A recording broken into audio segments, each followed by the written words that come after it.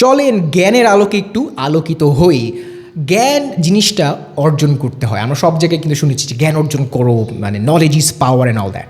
কিন্তু আমাদের এই যে যুগ, social media, Facebook, YouTube, Google, এগুলোর যুগে আসলে জ্ঞানটা অনেকাংশে দেখবেন যে আরোপিত জ্ঞানের উপরে আমরা চলি।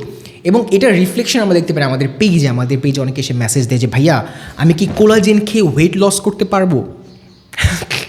যাকে তারপর বলে যে আচ্ছা, কোলাজেন খেলে কি ওয়েট গেইন হবে, সেটা কি সম্ভব? ওটা তো আমার জন্য ভালো। বা অনেকে বলে যে আমি কোলাজেন কনজিউম করব এবং একই সাথে আমার মানে কতটুকু ফর্সা হবে বলেন, পুরো বডি হবে নাকি শুধুমাত্র স্কিন হবে? তো এই যে নলেজের বেসিসে কথাগুলো আসছে, এগুলো কি মনে হয়, এগুলো কি অর্জিত জ্ঞান নাকি আরোপিত জ্ঞান?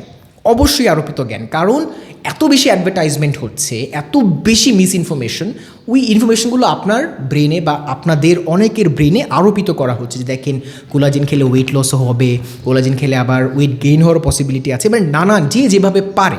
ঠিক আছে, সো ওই আরোপিত জ্ঞানের উপরে কখনো নির্ভর করবেন না। এবং এটা আমরা ডে ওয়ান থেকে আমরা কাউকে কখনোই বলি না যে আপনি উইদাউট রিসার্চ আমাদের প্রোডাক্ট নেন। অনেকে উইদাউট রিসার্চ আমাদের কাছে এসে বলে যে দিয়ে দেন, খেয়ে দেখিয়ে এসে। আমরা বলি যে নো, আপনি রিসার্চ করে দেন আমাদের কাছ থেকে প্রোডাক্ট নেন, আদারওয়াইজ প্রোডাক্ট দিব না। তো জ্ঞান অর্জনের বিষয় আপনি একটু নিজে রিসার্চ করেন, আমাদের থেকে নিতে হবে ব্যাপারটা এরকম না। আপনি যার থেকেই নেন রিসার্চ করে দেখে শুনে নেন, আপনি ভালো জিনিসটা পাবেন, কখনো ঠকবেন না।